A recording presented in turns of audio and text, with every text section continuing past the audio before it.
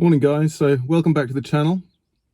It's a Saturday morning. It's just been snowing actually, and yeah, I'm sitting in the car just outside the garage at the moment, just I don't know, listening to some music and trying to build up the right mood to go in there and have a look at the Porsche. At the end of the last video, it's I don't know, it ended on a bit of a depressing note basically, because oh god, it's been a year, literally a bit more than a year, like 14 months since I started working on the underside of the car. You know, removing all of the stone chip and then taking away the rust and preparing it for paint. And at the time, I thought, oh, there's no way I can do this myself. So I'll get a professional company involved. And then I spoke to some guys at work and got a recommendation from our special services guy, special surfaces, not services, guy at work. Bearing in mind that we supply like the best surfaces in the world on our in our work. And he recommended somebody, and really nice guy who I've mentioned in the videos before. And essentially over the last, he's very busy, this guy. He's got his own bodywork company. And he's tried to fit me in, and a really nice bloke. And of course, the challenge for him is that he's been doing everything in my garage, and the garage is cold generally. It's cool during the summer and freezing during the winter. And he's really tried his best to help me in the time that he has and in the environment that he's working in. But unfortunately, it just hasn't worked. So, the seam sealant reacted with the stone chip, about summer last year, 8 months ago. And then we were looking at different ways to do it. And bearing in mind, I'm entirely in his hands. I don't know anything about paint, not really. I know what good paint finishes look like. I'm very picky about things like that. But in the way you lay it down and prepare the surfaces, I don't really know. So yeah, this went backwards and forwards, and put the seam sealant down, and then left it for a few weeks, and then put the stone chip down. And because he had left it for too long, the stone chip didn't take to the seam sealant. And the long and short of it is, it took months and months and months to literally end of October, early November last year, where he finally had the time. He brought a colleague of his along, and we stripped the bottom of the car. Although I actually stripped the bottom of the car again, and then he came along with his colleague and put new seam sealant on, and then did stone chip and paint all in one sitting. So his theory behind that is that it should work. It must work. It has to work because it's wet on wet. That's what the process is called, apparently. And it looked fantastic. You'll see from my videos, from my Instagram posts, it looked fantastic. Really happy. There was a couple of areas where I thought, I can go back and touch those up later. But I realized in the weeks afterwards that the stone chip wasn't going hard underneath the paint. You could literally push it and it felt like you were pushing Play-Doh or blue tack, I thought, oh, okay, fair enough, maybe it's just too cold. And anyway, it started to go off, and I was working on the underside of the car, preparing all of the pipe work and all of the lines, the brake lines, clutch lines, everything that go underneath, started to reassemble the car. So I got up to, I don't know when it was, like a month ago maybe, and I was just, continuing fitting all the lines and so on. And then I realized that there was a quite a large bubble of on the paintwork. And then as I went round the car, mainly to the rear, rear wheel wells and around the engine bay, that those areas were looking terrible. I don't know whether it literally happened once the weather started getting, I don't know, warmer, or just the climate changing, but it just ended up looking terrible. And I've come to the slow conclusion that I don't know if it was slow, actually it was pretty quick, the conclusion that probably have to start again. And it's not that I'm not pointing any fingers. I guess the only finger I can point is at myself, because I try to do the best I can for the car, but that means involving other people. And really, from the outset, I should have just stuck to doing everything myself. And I think that's the important thing. You know, maybe there are other people out there doing projects as well, and you think, oh, I can't do that because I need to get the professional in. And it was like that with me in the paint. You know, I thought, oh, you know, I've got to get a professional in to do the paint. But in reality, I shouldn't have bothered, because I know I can, you know, anything I set my mind to, I can do pretty much. And had I done the same with the paint, I would have had it done by now. No point crying over spilt milk or anything like that, of course, but you know, it's just, I think it's just a message for any of you guys, you know, in the same position as me and planning projects.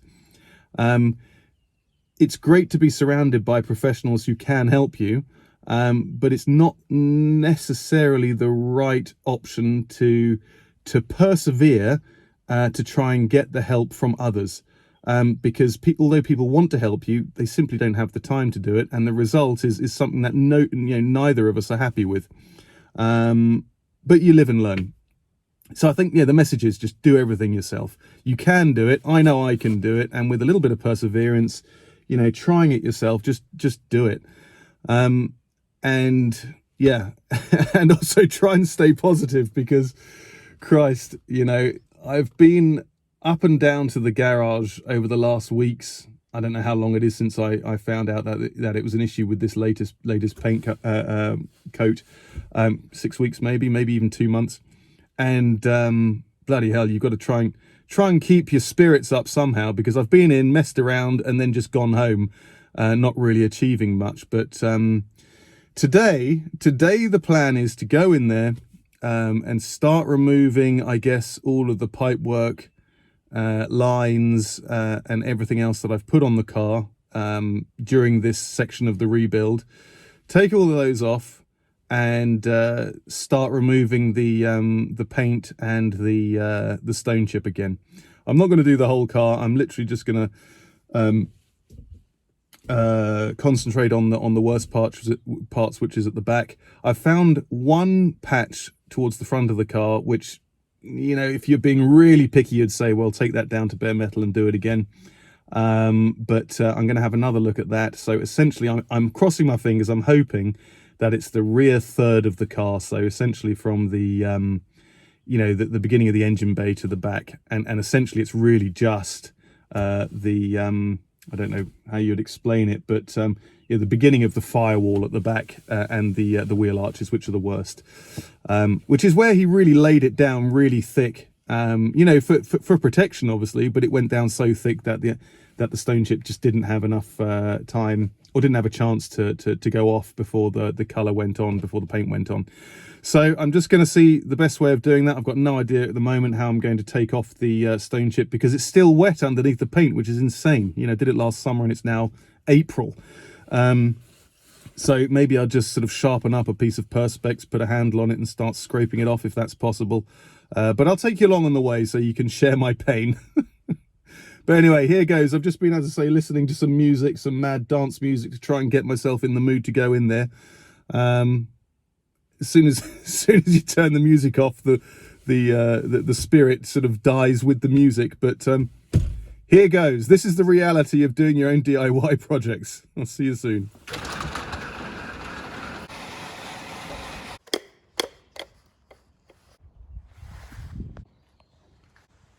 Here it is in all its glory.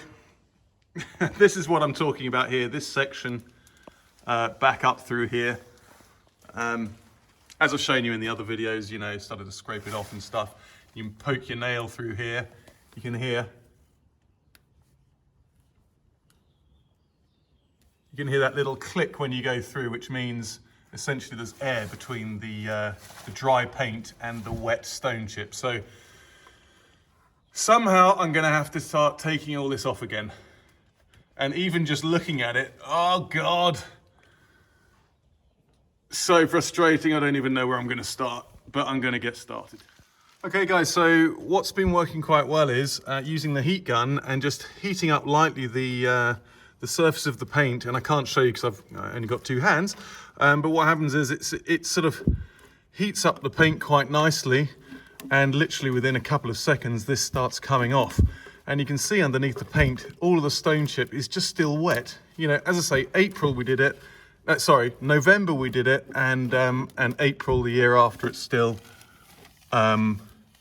still wet under there. So look at this. You can just see here these massive bubbles behind the paint. You can hear it cracking if I stop talking. And that's what I'm getting off. So I'll give you an update in a bit.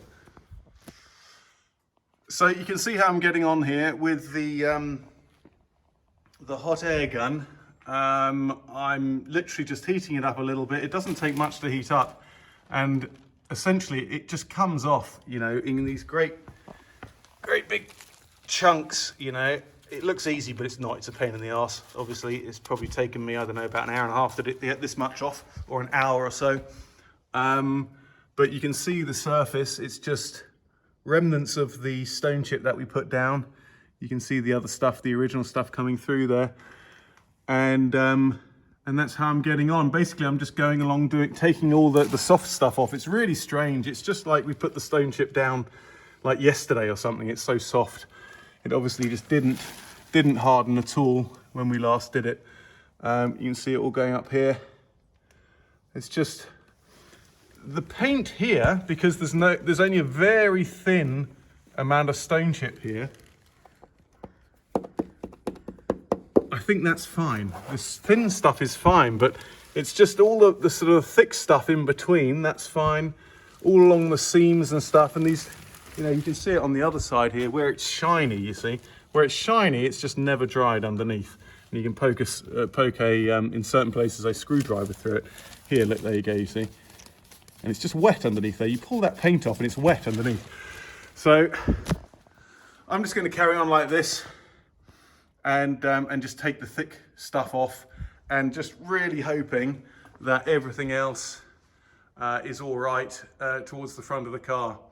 So I'll give you an update later on. Okay, so I'm going to stop taking that stone chip off for a little while now, and I'm just going to concentrate on taking off the pipes, because there are a whole bunch of areas you can see under there where I've stabbed it with a screwdriver.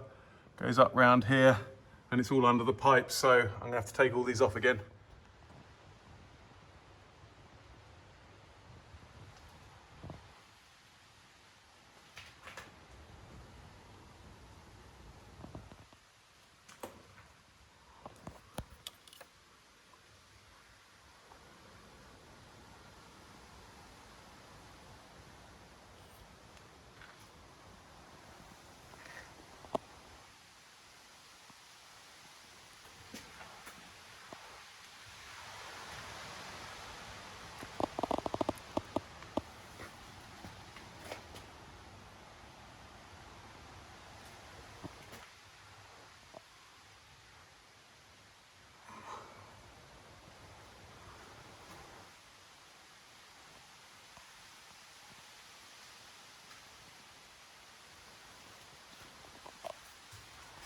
One, two, three.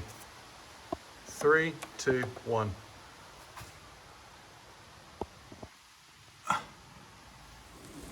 April showers. It's the 8th of April and it's snowing. Oh dear, dear, dear.